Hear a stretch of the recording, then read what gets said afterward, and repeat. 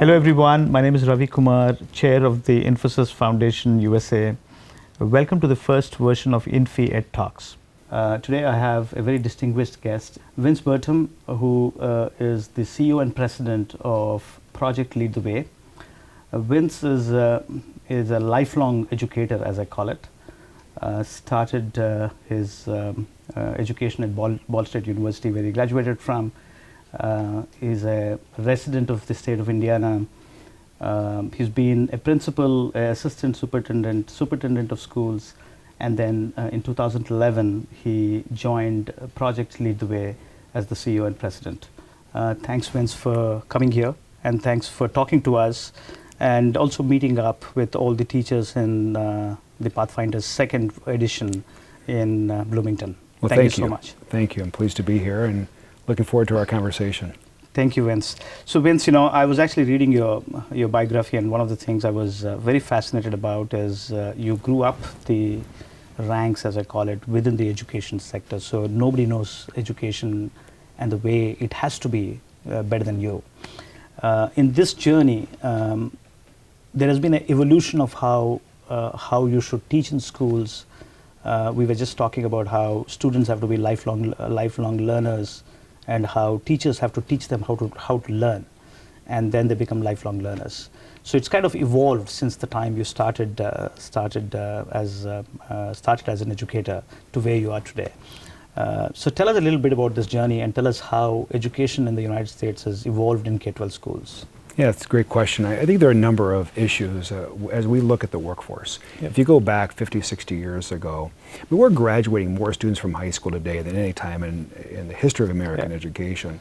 Yet, if you go back 50 years ago, you didn't need a college degree, you didn't need post-secondary credentials, and in many cases, you didn't need a high school diploma. Yep. You could go to work, there were jobs available for students.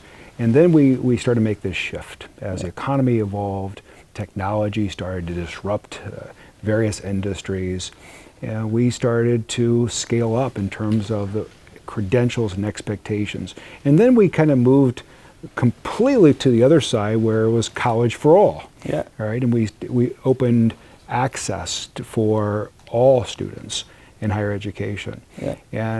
But the thing that was missing through all of that is the demand side of this equation. You know, what are employers really looking for? What does our economy need, both from an economic development perspective, workforce, as well as things even as simple as national security? And how do you wire that back into the education system and create supply which matches to the demand, if I may? That's the critical question. Right, so what we're starting to see today is a continued evolution of education, and starting to think much more about career learning, what it means for students. But then we are, and you pointed out earlier in our discussion that the time horizon for obsolescence continues to shorten. It shrinks. Right? Yep. And so as students, if we think about training for a job, I think we're really missing the opportunity here. So it really gets to fundamental skills. What are the skills necessary for students to evolve and thrive in this global economy? So things like problem solving, critical thinking, communication, collaboration, ethical reasoning, and a growth mindset. The whole idea of lifelong learning, as you pointed out, is critical for our students. And if we don't instill that kind of mindset in our students, they will become obsolete very quickly. And what we don't want is to become a human commodity. Right? We want to differentiate ourselves, and it's that kind of learning we think will do that. And in fact, you know, slowly in the digital age, the equation between learning or education and work was a straight line, and that's become a continuum. A continuum where, you know, you're constantly on the journey. So you're spot on your observations on where education is headed to. You know, you did touch upon critical thinking, and one of the things I'm very fascinated about is, you know, everybody thinks problem solving is a big virtue. I actually think problem finding is a much bigger virtue. Yes. You know, people call that transportable skills, as we say. Tell us a little bit about how you're dealing with that in your current job. Well, what we do in Project Lead the Way, starting as early as preschool, is really start to give students real-world problems. I think the critical piece of this, and I agree with you, being able to identify a problem and then come up with solutions to solve that problem is absolutely important. And being able to collaborate with your peers to solve those problems is equally important. But what we try to do is make learning relevant for students.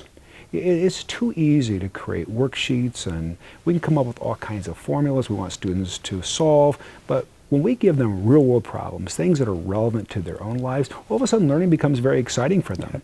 You know, it's a difference to give them a worksheet and a circle and say, let's figure circumference, radius, and diameter. Well, you can measure that, or you can also do it with a NASCAR tire. You can also do it with all kinds. You can do it with a basketball. You can do it things that students find relevant in their own lives. And when we make that connection, we think we can really elevate learning for our students. And then I also think about how students see failure. In education, in traditional education, we give assignments, we give tests, we give a grade. That's not the way the real world works. Learning is an iterative process, and we learn from what we've experienced. It's that prior knowledge that continues to build and scaffold on learning. So for instance, if you watch students play video games, you know, they don't get to a second level and get blown up and quit. They persist. They navigate. They and nobody strategize. tells them how to do it, but they continue to learn on the process. It's intuitive. It's right? gamification in a way. It is gamification. Yeah. Why can't we create that in America's classrooms? Yeah. Why can't we create that around math and science and other subjects, where we can say to students, you know, here's how you do this. Right now, think your way through this, and we're rewarding them for where they end up, not where they began. And what we do now is we will grade their assignments, and we add the points, and then we come up with a grade at the end. That grade doesn't necessarily reflect student learning. Yep. Right? And if we can continue to advance students, get them to persist, then we think we can really fundamentally change what America's classrooms look like. And you know, just going back to Project Lead the Way, and I know that you do transformative, immersive learning experiences for schools and students. What's the coverage? What's the purpose, and how do you actually get the school infrastructure to adapt to this? You know, most education policy focuses on these broader policy statements, right, that try to drive change in schools. But the place where all this happens is in a classroom with a teacher and a student and content. And that's what you guys work on around around Pathfinders, right? And just thinking about how we continue to advance education. So what we really focus on is teaching and learning within the classroom.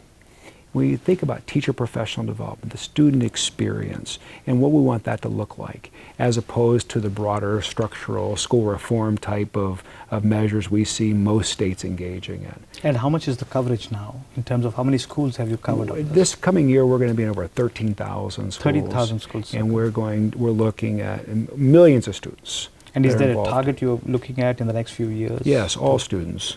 Which is like 100,000 odd schools. Well, we have over 130,000 schools in the United States, over 54 million students. What we want is to provide access to all students. Not that all students will engage in this kind of work, or not all schools will adopt, but we want to make sure they have access. So we really focus on is creating a compelling value proposition, why this is important. And it's not just important when students are in school today, but it's the currency that is created for when they leave our schools. You know, and it goes back to career learning. How do we connect students and make learning in third grade relevant to a career? And it's these underlying skills that we think are absolutely critical. So we really focus a lot of attention there and make sure that our students understand that what they're learning today does matter, that teachers understand that what they're learning today matters, not just to take a test, not just for the next school year, but really for a lifelong pursuit of an enduring career. Absolutely. You know, one of the points you spoke about is teachers. My personal belief is the shortest way to get to skills of the future is not just look at students, but actually look at teachers and equip them enough so that they carry the mantle for building capabilities of the future.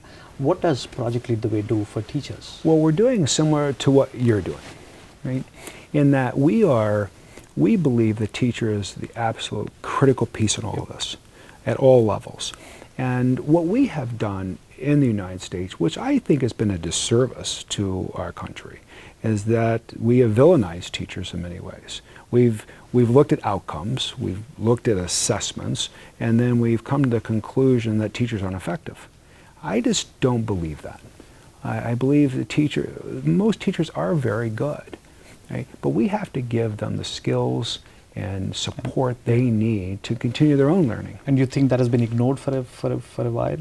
I do. I think there was a period through education reform measures where we had to make teachers look really bad to get the kind of policies in place that we thought would improve those outcomes. We just don't have a lot of evidence that those changes have improved outcomes. And what do you do for teachers? Do you do professional development? Or? Extensively. It's a key to our program. Mm-hmm. I tell teachers all the time, PLW gets the results we get because of teachers. And having great teachers. Teachers that really understand how to facilitate learning, which is a very different idea than teachers having content knowledge and just providing it to students and then asking students to regurgitate that information on some kind of assessment. That's not real learning. Students learn by doing. Teachers then become the facilitators of learning. They have to help nurture curiosity and nurture a growth mindset in students.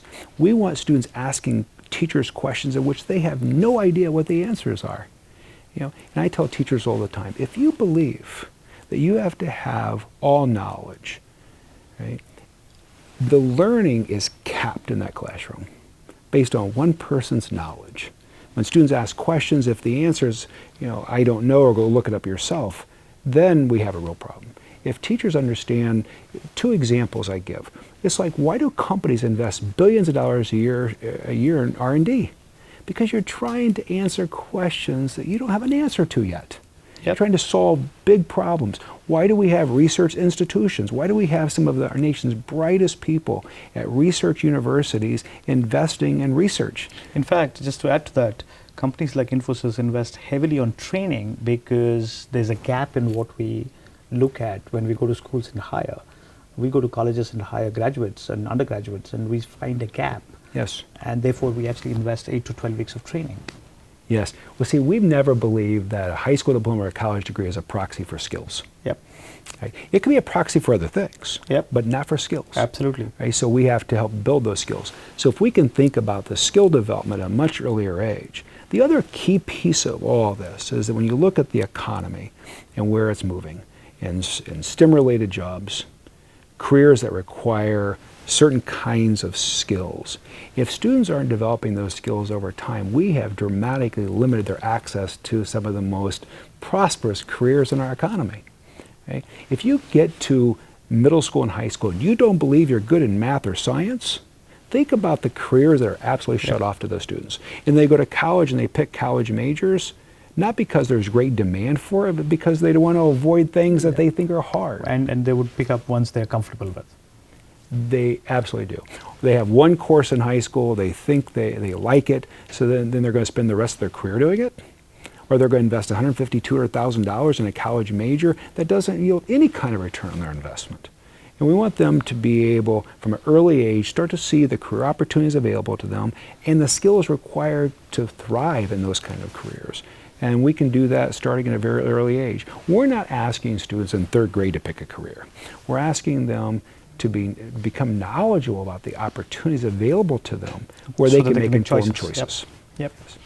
Thank you so much. I just had one last question for you, Vince. This was such an inspiring conversation and such amazing work you're doing. Thank you. Tell us, what's the call for action for large institutions and corporations like us, the governments, and in some ways, nonprofits who are focused on the space. Tell us what the call for action would be in a few words. Yeah, it's a great question. There are a couple of things I think are really important. There are a lot of people who stand on the sideline and criticize people actually in the game. Right? That's easy to do. Be in the game. Be in the game. Right? Connect. Right? Come up with solutions. Not in opposition to teachers and education, but as partners. The other I would strongly recommend is to really think about recruitment of students. The idea of going to a college fair and thinking we're going to recruit America's talent doesn't expand the pipeline at all. Right? But if we can get to the students early and build connections with them, relationship with them, and I think we have an opportunity to dramatically expand the pipeline of students interested in these kind of careers.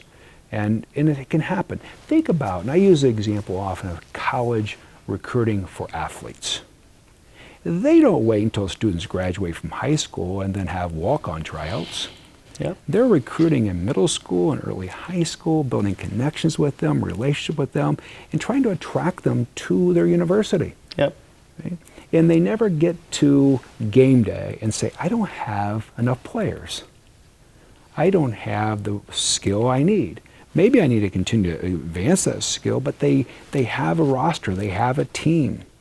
Right? I think too often in corporate America, we can stand on the sideline and say, we don't have enough people, we can't fill these jobs, and then we just go back to the same place that we've been recruiting for the past 25 years. And we don't find enough talent because we just don't, we look at it in a very myopic way. We do. And things like computer science, which obviously you work on extensively, you know, we have to rethink the way we are providing those kind of experiences for our students. I mean, think about this. What if AP Calculus was the first class you were offered in school for mathematics?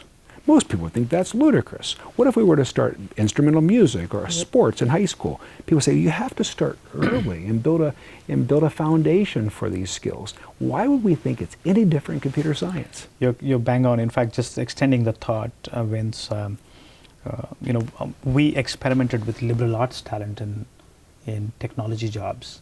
And my personal view is we found them to be a great fit.